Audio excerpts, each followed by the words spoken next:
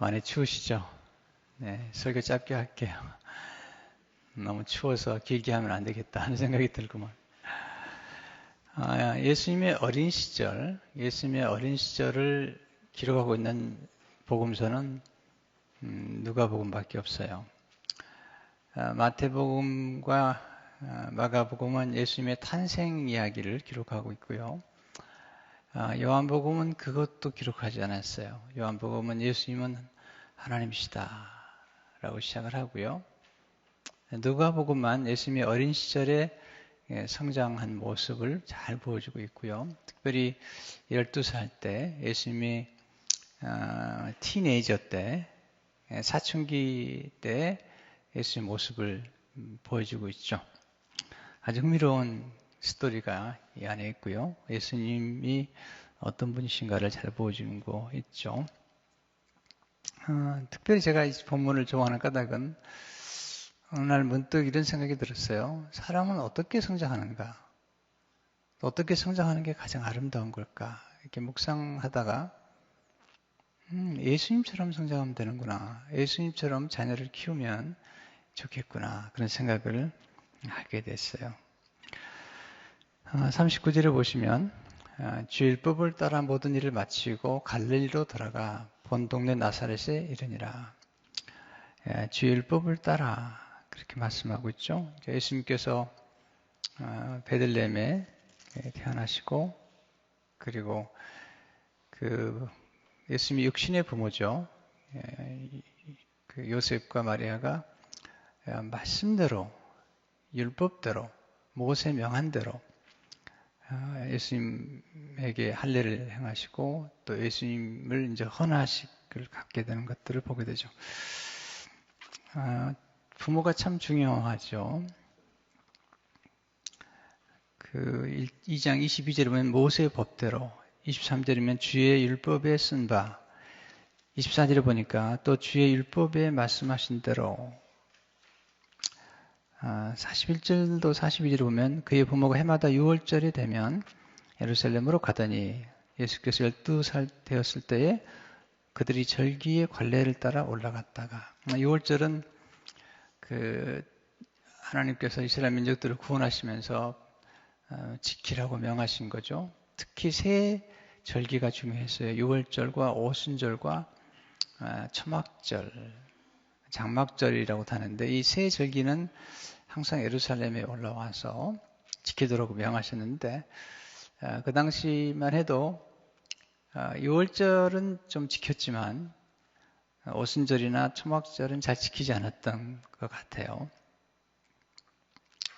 근데 6월절 때 이제 예수님께서 그 올라갔던 것 중에 이제 12살 때의 사건이죠. 부모의 역할이 굉장히 중요해요. 그 중에 하나가 자녀들을 말씀을 따라 기록하는, 가르치고 양육하는 것이 중요하죠. 부모의 모범이 참 중요하다. 그런 생각이 많이 들죠. 모든 자녀가 부모의 가르침대로 사는 것 같지는 않지만 그러나 부모의 영향력은 굉장히 크고요. 또 나중에 나이가 들어가면 더 아이들에게 그 영향력은 더 크리라고 생각이 되죠. 어제도 한 부부 이렇게 만나서 얘기할 시간이 있었는데 저녁이 되면 아이 둘하고 큐티를 한다고 그래요. 큐티를. 그리고 돌아가면서 이제 그 감사한 내용을 이야기하는데 이분들이 이제 저희 교회에 출석을 좀 하다가 주일날 밤에 이제 큐티를 아이들하고 하는데 그 아들이 감사의 내용 가운데 좋은 교회를 만나서 감사하다고. 초등학생인데 그래서 그 다음 주에 교회에 등록을 하셨다고 그러시더라고요. 그 아들한테 감사해야 되겠어요.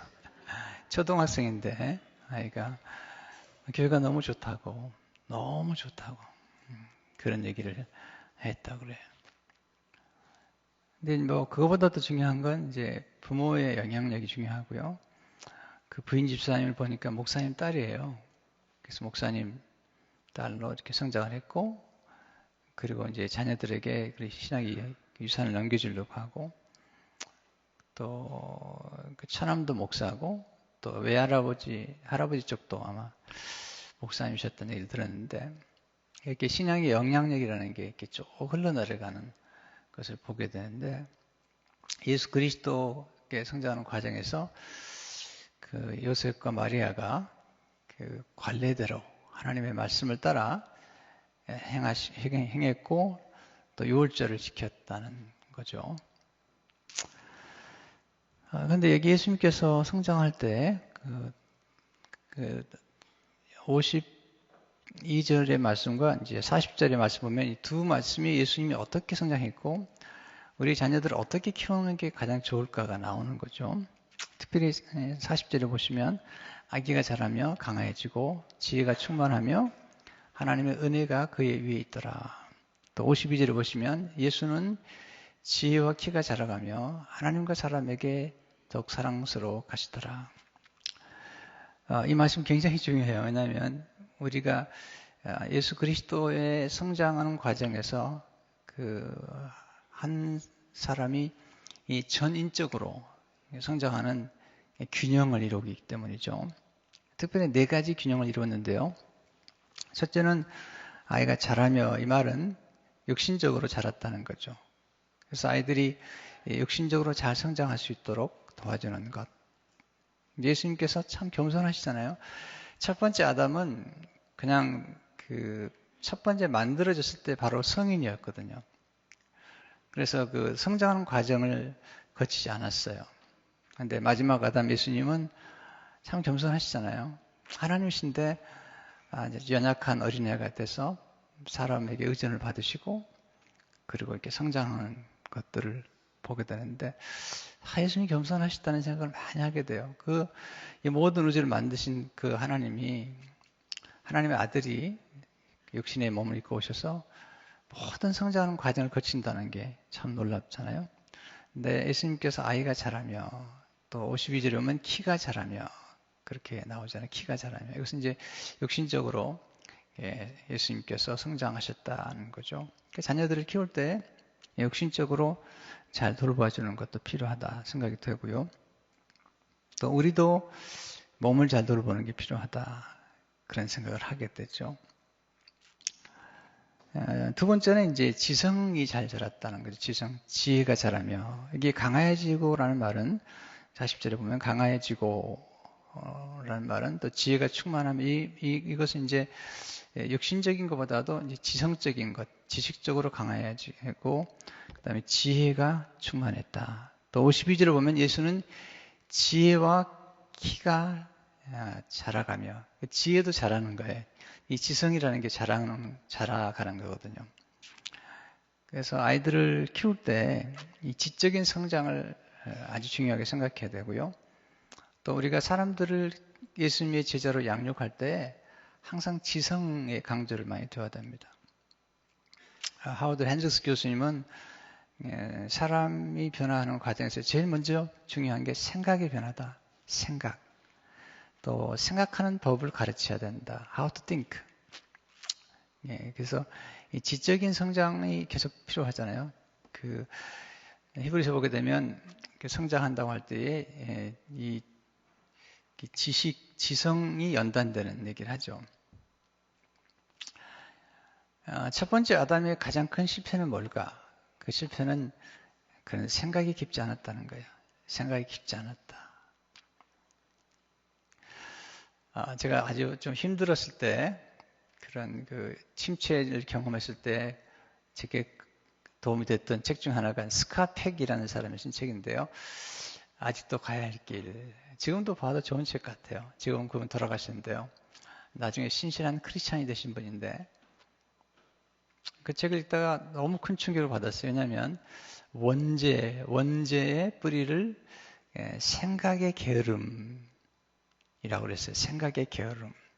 그러니까 하나님께서 분명히 아담에게 말씀하셨거든요. 선악과를 따먹지 말라. 따먹는 날에는 정령 죽으리라. 그렇게 말씀하셨죠. 그런데 아담과 하와가 유혹을 받았잖아요. 그러니까 생각을 조금 깊이 했다면 하나님의 말씀과 그리고 조금 생각을 깊이 했다면 이 사탄, 뱀의 말을 분별했을 거라는 거죠. 이제 하나님의 우리가 음성을 듣게 되는데요. 하나님 음성을 듣을 때 아주 조심해야 될 게 뭐냐면 양심의 소리가 있어요. 양심의 소리. 또 내 안에 있는 욕심의 소리, 내 성향 때문에 오는 어떤 소리가 있습니다. 나의 기질. 우리가 예수 믿고 거듭나도 기질이 남아있어요. 기질이나 성향은요. 이제 저는 우울담집인데요. 요즘 조금 이제 점액이 생겼는데 우울담집이에요. 제 안에는 점액담집. 그래요. 사람마다 이렇게 한 기질이 있고 두 기질이 이렇게 컴바인 되어 있는데, 그래서 그런 성향을 알아야 됩니다. 내게 어떤 성향이 있는 것인지를 아는 게 필요하죠. 거기다가 아담은 하나님이 아니거든요. 그러니까 하나님의 자리에 스스로 하나님이 되려고 하는 것, 이것이 가장 큰 죄인데 이걸 우리는 교만이라고 합니다. 교만. 교만은 뭐냐면 우리는 하나님이 아닌데 하나님의 자리에 앉아 있는 거죠. 그러니까 마귀가 붙이게 어떻게 뭐냐면 이런 거죠. 내가 선악과를 따먹으면 내가 하나님처럼 되리라. You'll be like God. 이건 정말 위험한 거죠. 우린 주인이 아니잖아요. 내가 주인 삼은 모든 건 내려놓고, 이 말은 뭐냐면 내 모든 것을 스스로 컨트롤하려고 하는 데서 내려놓는 게 필요한데, 그래서 이제 그 스토리 이런 거죠. 아담과 하와가 생각이 게을렀기 때문이다. 우리는 생각이 많은데 생각이 깊지를 않아요. 목사님 생각이 너무 많아요. 생각이 많으니까 문제죠. 생각이 깊어야죠. 생각한다는 것은 어려운 거죠. 마치 우리가 그 몸의 건강을 위해서 달리기를 하거나 또 몸을 잘 펑션을 잘 발휘하는 것처럼 생각하는 훈련이 필요하죠. 근데 그게 굉장히 큰 도움이 됐어요. 생각이 참 중요하구나. 깊이 생각하는 게 중요하고 생각이 게으르면 되지 않는구나.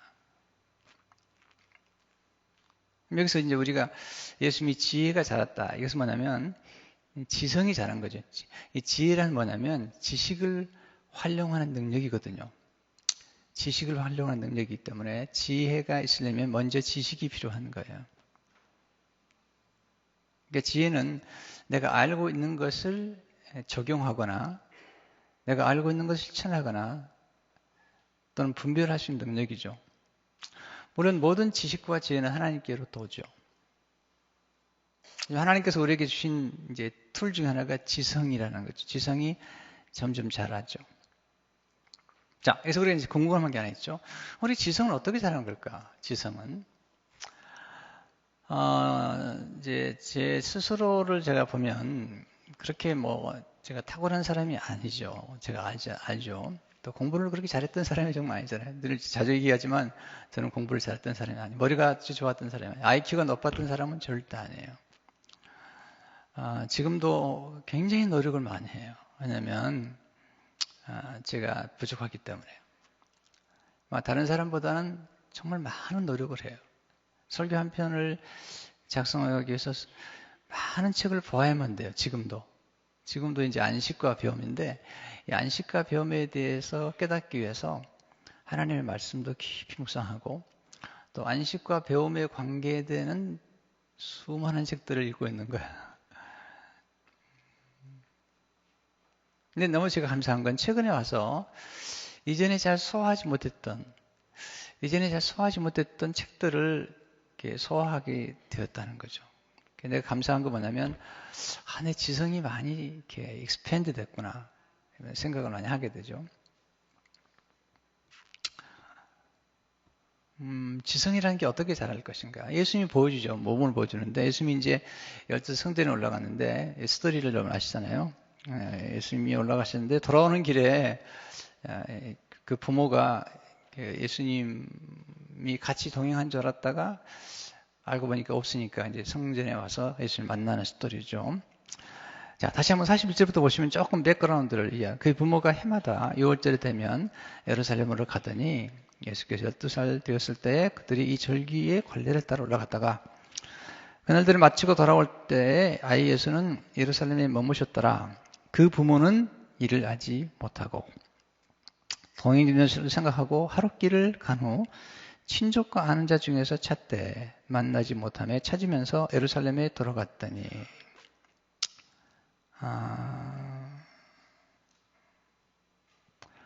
동행 중에 있는 줄을 생각하고 하룻길을 간 후 친족과 아는 자 중에 찾되 이게 무슨 뜻이냐면요.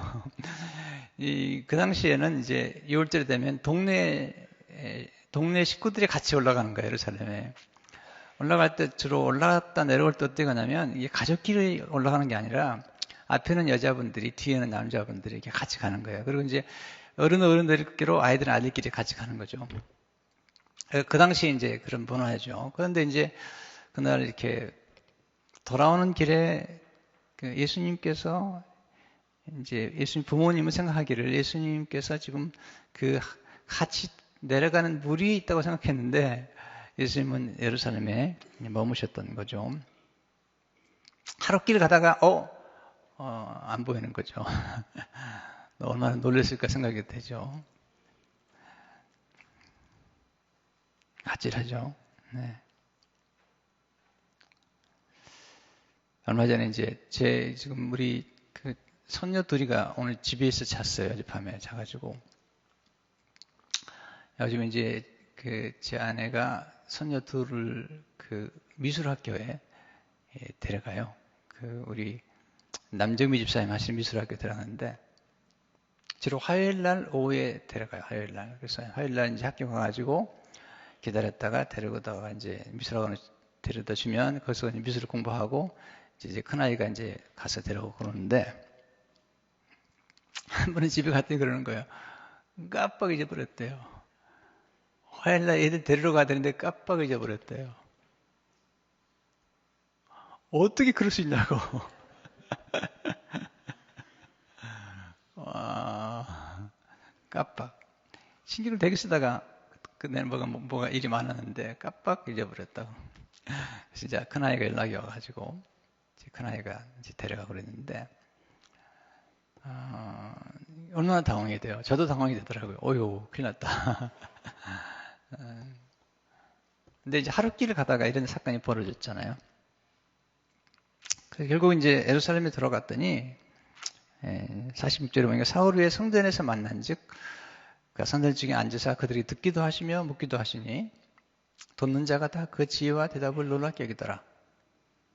그의 부모가 놀라며 그의 어머니는 이르되 아예 어찌하여 우리에게 이렇게 하느냐 보라 내 아버지와 내가 근심하여 너를 찾았노라. 예수께서 이르시되 어찌하여 나를 찾으셨나이까 내가 내 아버지 집에 있어야 될 줄을 알지 못하셨나이까 하시니. 49절에 이 표현이 안셀림 그린이라고 하는 그 신부님이 쓴 책에 보면 예수님이 사춘기 때 부모에게 약간 반항하는 투로 이게 약간 반항하는 투로 이게 이 표현이 49절에 예수께서 어찌하여 나를 찾으셨나이까. 약간 퉁명스러운 표현이라고 그러더라고요. 그래서 예수님도 사춘기를 거쳤다. 그런 얘기를 하더라고요. 네, 사춘기 자녀를 키운 부모들이 얼마나 힘들어요. 정말 힘들어 하시더라고요. 네, 티네이저. 우리도 그렇게 키워봤지만, 사춘기 때 아이들은 뭐 너무 힘든 거죠. 저도 사춘기를 조금 거쳤는데요. 많이 거치지 않아요. 왜냐하면 제가 사춘기 때 너무 놀라운 그런 영적인 체험을 했어요. 그러니까 예수를 만나고, 고등학교 때 그랬으니까 사춘기 때에 거쳐야 될 그런 순간에 뭐 성령 체험하고 은사 체험하고 그리고 하나님 만나고 그리고 내가 목회자로 가려고 이제 하나님을 헌신하고 뭐 그런 여간이니까 사춘기를 이렇게 거칠 겨를이 없었어요. 너무 그렇게 됐기 때문에. 또 부모님께 제가 좀 순종하는 약간 그런 기질이 있어요. 기질. 이거 뭐 약간 타고난 건데요. 부모님에게 아주 순종하는 그런 기질이 있는데. 근데 한 번은 이제 집에 갔는데 이게 자꾸 짜증이 나는 거예요. 그래서 생각나는 게, 이게 사춘기인가 보다, 내가. 그래서 우리 어머니한테 한 얘기해서, 어머니, 제가요, 사춘기인가 봐요. 자꾸 짜증이 나요. 짜증을 낸 게 아니라, 우리 어머니께, 어머니, 제가 짜증이 나요. 이렇게. 짜증을 부리는 게 아니에요. 근데 내가 내 안에 짜증이 나더라고요. 느낀 게 뭐냐면, 나 사춘기인가 보다, 이런 생각을 했는데, 예수님도 12살 때 약간 사춘기였던 것 같아요. 그래서 왜 날 찾습니까? 내가 여기 있으면 안 됩니까? 이런 이제 표현을 했다고, 안셀림 그린이라는 분이. 예수님께서는 사춘기를 통과하고 있는 그런 아이들의 고통도 알고 계신다. 그리고 또 사춘기 아이들을 키우고 있는 그 부모님들의 고통도 알고 계시다는 거예요. 사춘기 아이들을 키우는 게 얼마나 힘든지 모릅니다. 네. 정말 힘들어요. 네. 근데 여기서 이제 그 예수님께서 예수님의 지성, 예수님의 지혜가 자랐다. 지혜가 점점 자랐다. 지성이 좀 자랐다는 그 모습이 46절에 나오죠. 사울이 성전에서 만난 지 그가 선생들 중에 앉으사 그들에게 듣기도 하시며 묻기도 하시니 이게 굉장히 중요한 거예요. 듣는 자가 다 그 지혜와 대답을 놀랍게 하게 달라. 그래서 이거 지성을 확장시키는데 첫 번째는 성전을 찾아갔다는 거죠. 이게 무슨 얘기냐면요. 예수님은 랍비들이 어디 있는 걸 알았던 거죠. 여러분, 우리가 성장하기 위해서 반드시 선생이 필요한 거예요. 랍비. 그러니까 그 성경에 보면 그런 말이 있습니다. 한 사람이 교만하여 배우지 못하며 배우려면 겸손해야 되죠. 내게 선생님이 필요하다는 거 알아요. 스승이 필요하다는 거. 예수님이 모범을 보셨어요. 예수님께서 랍비를 찾아가셨어요. 그 당시에 선생들을 찾아가신 거죠. 아니 모든 지혜와 지식의 본체 되신 예수님께서 겸손하시게 랍비를 찾아가셨어요. 그리고 첫 번째 게 뭐냐면 듣는 거였어요. 듣는 지성은 들으면서 오죠. 듣기도 하시며 그 다음에 아주 중요한 표현은 묻기도 하셨다. 그러니까 우리 지성이 확장되려면 반드시 지식이 듣는 귀가 필요하고요. 또 하나는 질문을 해야 돼요. 모든 학문은 질문과 의문을 통해서 발전하는 거예요. 질문과 의문. 질문 어디서 오는가? 호기심에서 오는 거예요. 호기심. 궁금하는 거죠. 저는 그렇게 의심은 좋은 것 같지 않아요. 의심은. 그러나 의문, 뭔가 조금 궁금한 게 있어서 물어보는 건 좋다고 생각하죠. 질문과 의문. 한 번은 제가 한 철학자 강의를 들었는데 그분이 현상학에 대한 얘기, 현상학이란 무엇이냐라고 할 때 그분이 참 너무 재밌는 표현을 하더라고요. 뭐 철학적인 용어를 쓰기 때문에 좀 복잡했는데 그러나 한 가지는 기억이 돼요. 그 뭐냐면 궁금한 것에다 가로를 쳐봐라. 가로를 쳐봐라. 예를 들자면 제가 오늘 성장에 대해서 얘기하잖아요. 성장이라는 단어에 가로를 쳐보는 거죠. 그 단어를 생각해보는 거 성장이란 뭐지? 왜 성장해야 되지? 그리고 성장한다는 게 뭘 의미하는 것이지? 그리고 어떻게 성장할 수가 있지? 왜 어떤 사람은 성장하는데 어떤 사람은 성장하지 못하지? 이제 이런 질문이죠. 좋은 질문이에요. 아주 제가 좋은 질문을 던지고 있는 거예요. 여러분에게. 별로 안 좋은가? 아주 중요한 질문인데. 제가 이게 주로 설교를 준비할 때마다 먼저 설교를 준비할 때는 항상 질문을 하는 거죠. 안식이란 뭘까? 누가 안식하셨지? 왜 안식이 필요할까? 안식하면 안 되는 걸까? 이렇게 질문을 던지는 거죠. 그럼 어떻게 하면 how to take a rest? 어떻게 안식하는 게 좋을까? 안식하면 어떤 축복을 받는 걸까? 왜 어떤 사람은 안식을 못하지? 근데 어떤 사람이 안식을 하지? 이런 이제 질문을 많이 해보는 거죠. 이런 질문들을 하면서 봤잖아요. 예수님께서 겸손하게 본체가 되시고 진리로 충만하신 그분께서 랍비를 찾아가셔서 그들이 하는 얘기를 들었다. 그리고 물어보셨다는 거죠.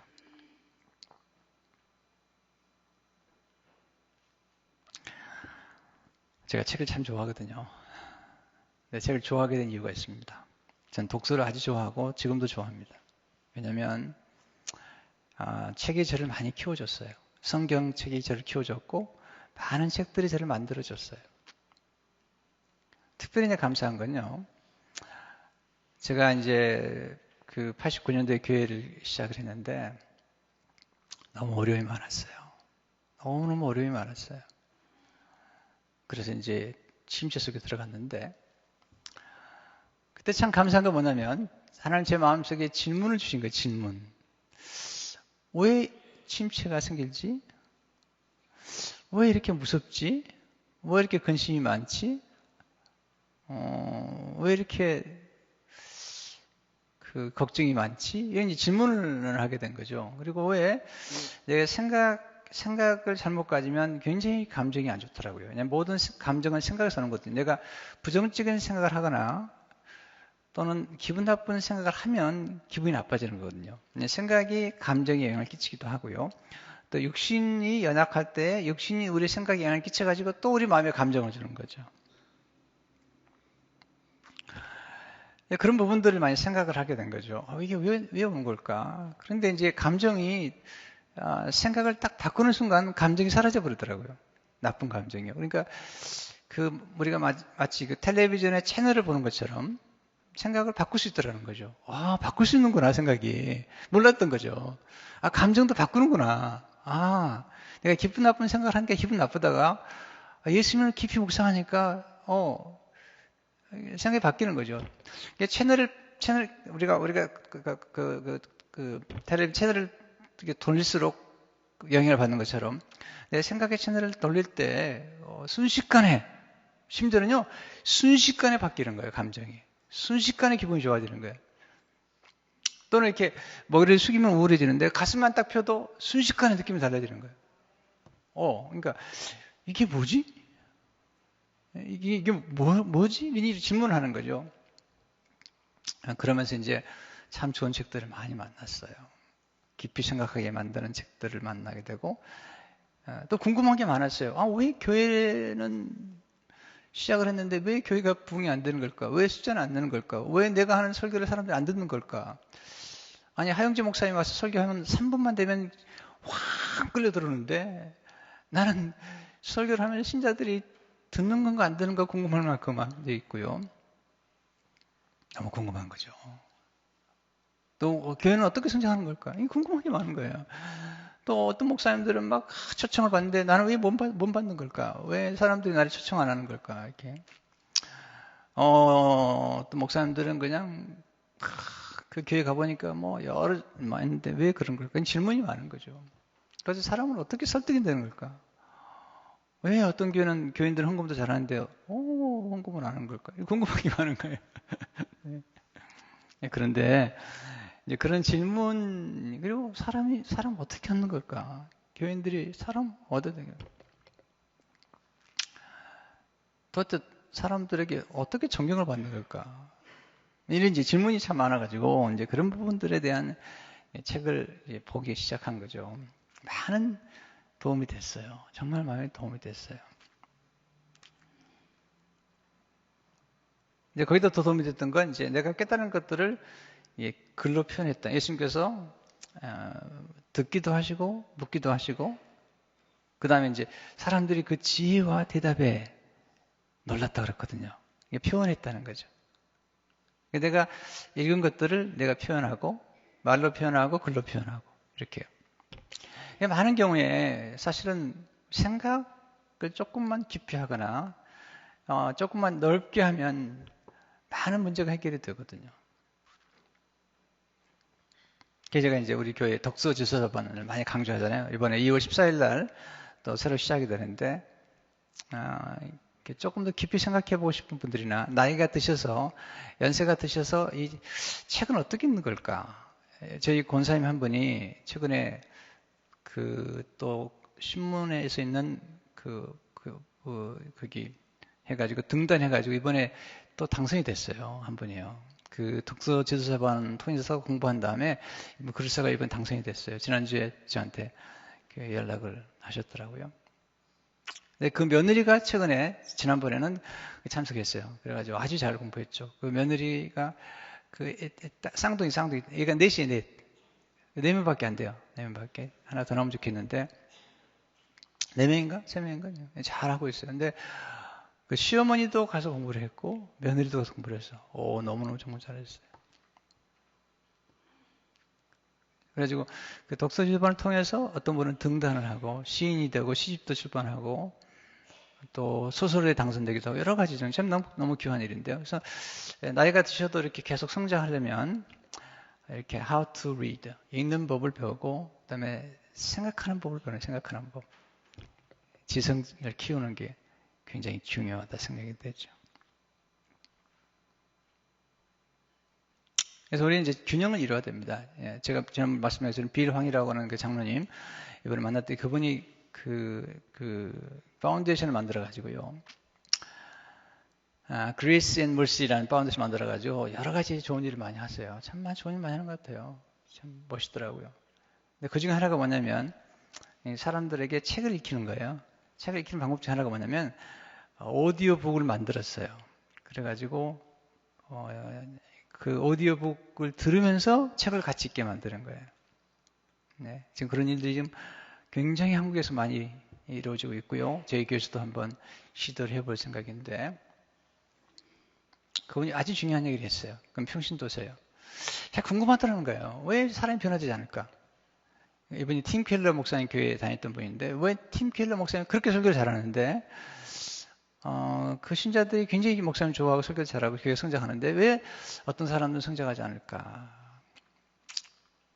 이분이 깨달은 게 있어요. 3가지가 균형을 이루어야 되더라는 거예요. 하나는 하나님의 말씀을 잘 읽고 들어야 된다는 거예요. 성경. 2번째, 프리칭. 목회자의 설교를 잘 들어야 된다는 거예요. 왜냐하면 목회자는 평신도와 똑같은 사람이지만 목회자는 신학자거든요. 요즘 이제 만인 제사장을 주장하잖아요. 그래서 목회자가 꼭 성직자냐, 우리도 성직이다 이렇게 주장하는데 맞아요. 오케이, 맞아요. 오케이, 제가 그렇게 평가하는 생각하고 또 목사님은 제사장인가 우리도 제사장입니다. 맞아요. 오케이. 그렇다면 목사는 누구인가? 목사는 신학자라는 거예요. 깊이 신학을 연구한 사람이라는 거죠. 그래서 여러분이 목회자 설교를 들으셔야 돼요. 왜냐하면 하나님께서 특별히 개신교 전통에서 예배 가운데 설교처럼 중요한 건 없어요. 물론 찬양도 중요하고 다 중요하지만 설교는 하나님이 한 번도 포기한 적이 없어요. 설교자는 누구냐면 하나님의 말씀을 전하는 메신저거든요. 하나님의 말씀을 해석하는 메신저거든요. 전할 뿐만 아니라 해석하는 메신저죠. 그래서 그 에스라를 성경은 이렇게, 에스라는 말씀에 익숙한 학사라고 그랬어요. 말씀에 익숙했단 말씀이기도 하고요. 또 다른 성경, 다른 번역 보니까, 제가 찾다 보니까 정통했다. 또는 능숙하다. 그렇게 얘기했어요. 하나님의 말씀을 능숙하게 다룰 수 있는 사람이 누구냐면 목회자인 거예요. 네. 그래서 하나님의 말씀을 들으셔야 돼요. 3번째는 뭐냐면 독서라는 거예요. 책을 읽지 않으면 성장 안 한다는 거예요. 독서를 통해서 지성이 성장하고 지성이 개발돼야지 되거든요. 대부분이 우리 한국 사람들은 굉장히 감정적이잖아요. 감정을 많이 쓰는 편인데, 그래서 생각이 잘 되지 않을 때가 많은데, 그날 한 3시간 정도 만나서 얘기를 한 것 같아요. 만나가지고 여러 가지 얘기했는데, 그때 지금 한국의 파운데이션 지금 대표 중에 하나는 문혜란이라고 하는 광고계 대부죠, 광고계. 네, 그분이 지금 그 일을 하는데 놀라워요. 한번 그분이 강의를 하는데 너무 놀랐어요. 왜냐면 내가 한 번 만난 적이 있는데, 이분이 너무 놀라게 강의를 잘하는 거예요. 문혜란이라는 분인데요. 보니까 이분이 책을 읽는 거예요. 너무 멋있게 똑똑해졌어요. 네, 그분이 영향이 얼마나 큰지요. 연예인 그룹들 움직이는데 굉장히 많은 분들이 움직이더라고요. 지금 이제 문화계가 굉장히 중요하기 때문에 연예인들이나 또는 뭐 이렇게 스포츠 하는 분들을 관계를 갖는 게 중요하잖아요. 이영표 축구선수 지난번에 만났었는데 3월 달에도 온다고 해서 만나기로 했는데요. 제가 일부러 만납니다. 왜냐하면 그 문화라는 것은, 예술 문화는 우리 삶 속에 산소와 같은 거거든요. 꼭 필요한 거거든요. 예능이라는 건 너무너무 중요한 거죠. 왜냐하면 영향이 크기 때문에 그런 거죠. 그래서 균형을 잘 이뤄갈 때 우리 삶 속에 성장이 오는 거죠. 대부분 보면요, 이렇게 생각이 좀 우리가 깊질 않아요. 네, 이게 생각이라는 게, 그러니까 예수님 보면 자기 나름대로 성장하면서 자기 나름대로의 바운더리를 가지잖아요. 내가 내 아버지 집에 있는 게 좀 잘못된 겁니까? 이렇게 물어보잖아요. 놀라운 표현이죠. 그 당시에 하나님의 아버지를 그냥 한번 하나님의 아버지라는 표현을 쓰지도 않았죠. 근데 보통 쓴다 하더라도 우리라는 표현을 쓰는데 예수님은 내 아버지라고 그랬거든요. My father. father's house라고 했잖아요. 놀라운 거죠. 그러니까 하나님의 말씀과 지혜가 있는 곳을 찾아갔다는 거죠. 그게 성전이라는 거. 오늘 말하면 교회죠. 여러분이 하나님의 말씀을 주일날 들으면 그 말씀을 통해서 하나님의 지혜를 얻게 되고 삶의 지혜를 얻게 되는 거죠. 안식이 뭐죠? 안식은요, 일정한 경계를 지어놓는 거죠. 왜냐하면 나로 하여금 쉬지 못하게 하는 사람들로 하여금 노 할 줄 아는 거죠. 나로 하여금 쉬지 못하게 만드는 세상을 향해서 노 할 줄 아는 거죠. This is my boundary. This is my margin. I say no. 내가 하나님과 교제하겠다는 거죠. 내게도 I need space to take rest. 내가 쉴 수 있는 공간이 필요하다는 거예요. 그래서 여러분들이 노를 잘하는 법을 배워야 돼요. 이게 지혜예요. 내가 살아가면서 배운 것 중 하나가 뭐냐면 내 나름대로의 내가 건강하지 않고 내가 지금 짜증이 나 있으면요, 여러분이 굉장히 힘들어집니다. 교회가 아주 엉망이 돼 보입니다. 지도자 짜증이 나고 지도자가 막 그냥 그 감정대로 움직여버리고 그러면은 교회 너무 어려워지는 거죠. 그렇지 않기 위해서는 뭐냐면 내 나름대로 바운드를 정하고 하나님과의 깊은 관계를 갖고 내 나름대로의 나의 이모션을 잘 갖고 가야 돼요. 인텔렉츄얼 뿐 아니라 그래야만이 교회가 편안한 거예요. 내가 감정을 따라 교회를 움직여버리면 교회가 엉망이 되는 거예요. 그래서 항상 제 나름대로 바운드를 정하고 또 일정한 마진을 정한 다음에 내가 성도들이나 교인들을 만났을 때 불편하지 않도록 그리고 늘 에너지틱하도록 하면서 살아가는 거죠. 근데 이게 쉽지 않아요. 네, 노하는 게 쉽지 않은 거죠. 바운드를 정하고 건강하게 살려면 마진이 필요한 거예요. 마진. 그리고 나름대로의 바운드가 필요한 거죠. 경계라는 게 있잖아요. 보세요. 바다도 경계가 있잖아요. 그 경계를 넘어서면 쓰나미가 경계를 넘어서면 큰일 나는 거예요. 우리 삶도 먼저 바운드리가 필요하죠. 비행기 됐다 배우잖아요. 처음에 만약에 문제가 있으면 산소호흡기가 내려올 텐데 아이하고 같이 아이하고 같이 비행기를 타면 아이한테 먼저 해줘야 돼요? 아니면 엄마가 먼저 해야 돼요? 다시 물어보겠어요. 이게 비행기 안 타고 왔나 보다. 네. 엄마한테 먼저 해야 돼요? 아니면 아이한테? 내가 먼저 하고 그 다음에 아이를 해주는 거예요. 그처럼 삶 속에 일정한 바운더리가 필요한 거죠. 예수님은 그렇게 사셨어요. 그 많은 무리들이 찾아왔어요. 도와달라고 그랬어요. 막 찾아온 거죠. 예수님께서 만나지 않았습니다. 산속으로 혼자 들어갑니다.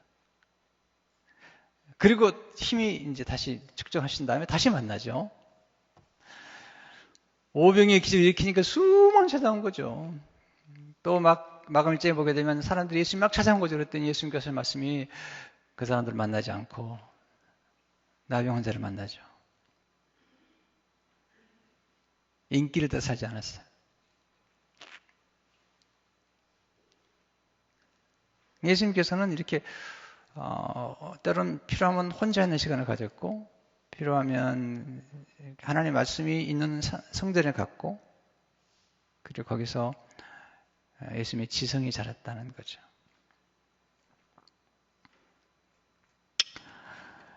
여러분 책 좀 읽으세요. 책 좀 읽으세요.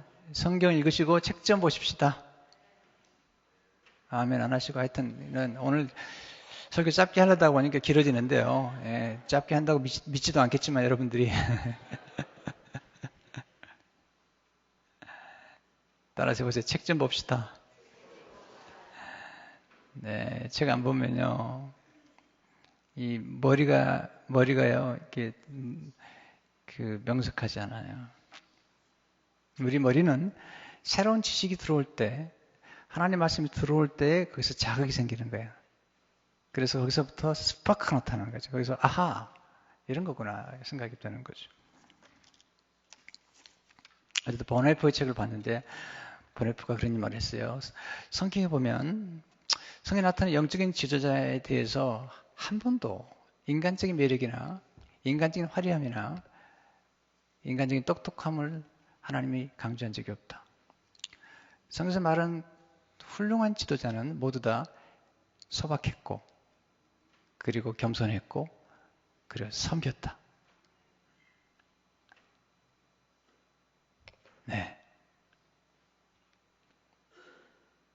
근데 요즘 교회도 얼마나 화려한 걸 찾습니까? 목사님도 잘생겨야 되고 노래도 잘해야 되고 또 목소리도 가야 되고 또 학력도 좋아야 되고 스펙도 좋아야 되고 다 이렇게 찾고 있잖아요. 성경은 그런 적이 없다는 거죠.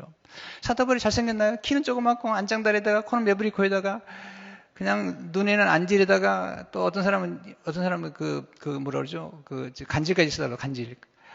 간질에다가 말은 서툴고 그래서요 그렇게 얘기합니다. 지금 현대 교회에 만약에 사도 바울이 이력서를 내면 다 떨어진다는 거예요. 안 됩니다. 안 됩니다. 하나님은 그렇게 하지 않으셨습니다. 노래 잘하면 오목사님 떨어지는 거예요. 오목사님 노래 좀 잘하나요? 물론 잘하시지. 요즘 일치월장 아주 굉장히 좀 많이 좋아지셨어요. 그러긴 하지만, 네, 어떤 교회는 부목사 되려면요, 노래도 불러보더라고요. 참, 세상에, 이게 이렇게 됐어요. 노래도 불러보고, 노래 못 부르면 부목사 못 되는 거야, 지금. 우리 교회는 참 좋은 교회다 보니까. 목사님 노래 불러보라니 안 했는데, 그때 노래 불러보랬어야 되는데, 네. 재밌는 얘기죠. 그 다음 진도 올라가다는데 이렇게 못 나가고 있습니다. 네. 근데 여기서 이제 그 세 번째는 예수님께서 육신이 건강하고 지성이 자랐다. 세 번째는 하나님과의 관계, 영성이 깊어졌다는 거죠. 영성이. 40절에 하나님의 은혜가 그 위에 있더라. 52절에 보면 더 놀랍죠. 예수는 지혜와 키가 자라가며 하나님과 사람에게 더 사랑스러워 가셨다. 하나님과의 관계가 더 깊어져 가셨다. 영성이죠, 영성. 그래서 성전을 가까이 하잖아요. 성전에 와서 랍비 얘기를 들을 뿐만 아니라 성전에서 하나님 아버지와의 관계, 내 아버지 집에 있다는 거죠. 그런 면에서 예수님이 영성이 참 깊어졌다. 참 필요하죠. 우리들에게 반드시 하나님과의 관계가 필요한 거거든요. 우리가 왜 안식하죠? 여러 가지 있지만 안식하는 가장 중요한 건 뭐냐면 세상 사람은 안식하면 그건 쉬는 거고 여가에 불과하지만 우리는 안식을 통해서 더욱 하나님과 깊이 관계를 갖고 그 다음에 안식을 통해서 하나님의 주권을 인정하는 거예요. 로드십.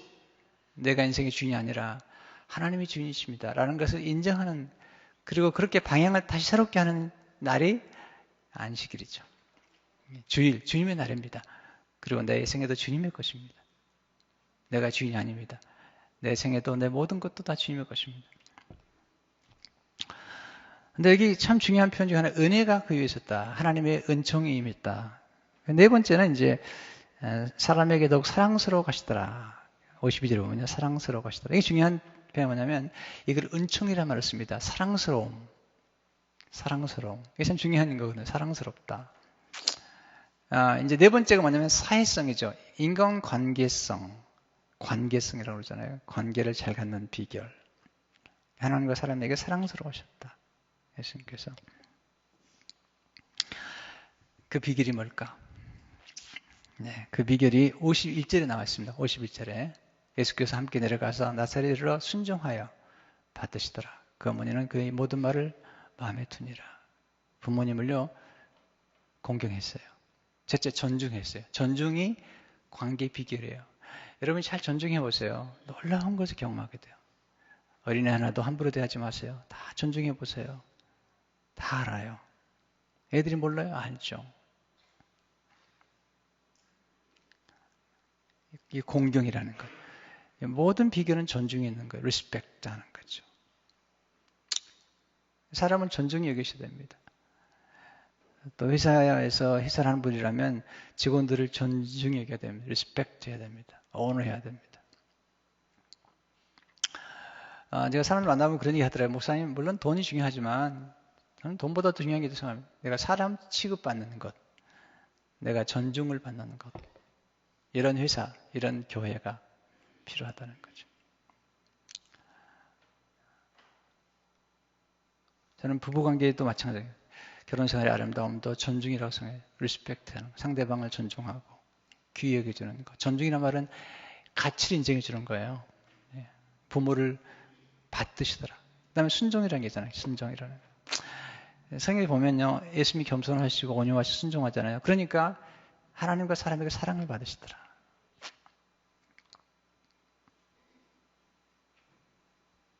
그러니까 우리는 51절과 52절 연결시켜야 되는데 52절에 나온 하나님께 사랑받고 그리고 사람에게 사랑받는 비결, 은총이 머무는 비결은 겸손과 순종에 있다는 거죠. 존중하는 것.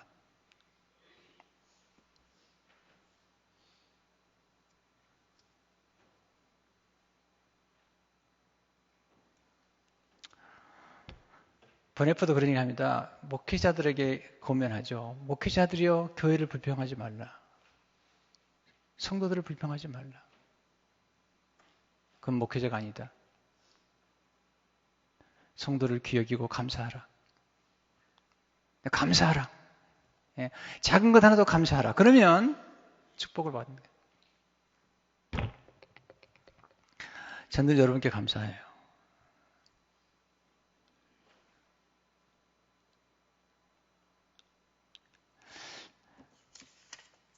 우리가 이제 오늘 지금 뭐 시간이 다 됐는데요. 하나님의 말씀을 우리가 함께 받으면서 하나님과 사람에게 사랑받는 비결은 예수님이 자기를 비우시고 낮추시고 겸손하셨고요. 그 다음에 죽기까지 복종하셨거든요. 이게 참 너무너무 놀라운 일이죠. 거기서 이제 사랑스러움을 받는, 사랑을 받는 그런 귀임이 있다. 은총을 입었다라고 얘기를 하죠. 어떻게 적용할 것인가? 이제 여러분의 몫이죠. 네, 저는 말씀 전했으니까 성도 여러분 한 분 한 분이 어떻게 적용함으로 할지. 얼마 전에 어떤 분 책을 봤는데요. 그렇게 나왔더라고요. 우린 천국으로 일하러 간다. 이분이 회사 CEO인데 회사를 얼마나 아름답게 키웠는지 직원들이요 천국으로 일하러 가는 것 같이 그렇게 가는 거예요. 내가 그런 생각하죠. 와, 그러면 우리 교회 직원들이나 목회자들은 교회 올 때마다 천국으로 일하러 간다고 생각할까? 이런 생각을 좀 해봤어요. 얼마나, 근데 책을 읽어보니까 너무 감동적이에요. 그 직원들 돌봐주고, 직원들 자녀들까지 다 교육을 시키고, 회사가 말이죠. 자녀 교육을 책임져줘요. 회사가. 자녀들 교육을 책임을 져줘죠. 지금도 한국의 큰 기업들은요, 자녀 교육도 해주거든요. 심지어 대학까지도 보내주잖아요. 한국 교회들은 목회자 자녀들을 다 교육을 시켜주잖아요. 근데 이민교회 그런 교회 본 적이 없어요.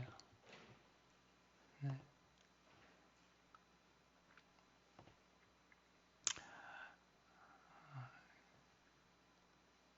가만있어. 이 불평하면 안 돼. 불평한 게 아닙니다. 오해하지 마시고.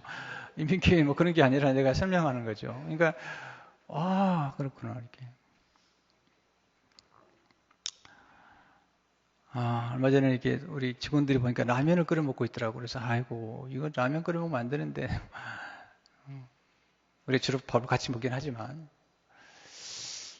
하여튼 우리가 살아가면서 정말 그런 기업인, 교회 안에서 그런 기업인을 보고 싶거든요. 그런 기업인. 임금을 착취하고, 또, 그런 게 아니라, 일하러 가고 싶다. 이런 얼마나 좋은지 모르잖아요. 그러니까 그런 이제 개념을 가지고 가려면 상당히 중요해요. 이제 교회 성도들 올 때마다 감사하고 기뻐하기를 원해요. 저희 감사해요. 우리 교회 목회자들 너무너무 감사해요. 그리고 불만이 없어요. 너무너무 고맙게 생각하고요. 다만 우리가 이제 어떻게 정말 신자들을 세워나가는가. 제가 이제 물어봤거든요. 2세 목사한테 물어보면요. 2세들이 뭐 조금 셀피시하다 그러는데 그런 얘기 하더라고요. 목사님, 그거 아닙니다. 진짜 아닙니다. 2세의 목회자들 또 원하는 건 리스펙트, 존중받는 겁니다. 그리고 멘토링 받는 게 필요합니다. 우리가 정말 존중해 준다면 우리는 문제가 되지 않는다. 네. 우리가 필요한 건 서로 간의 존중이 필요하고요. 그 다음에 여러분의 가정이나 직장 안에서도 어떻게 존중하는가. 마음 깊은 데서부터 나오는 것이 필요하다 생각해 되죠.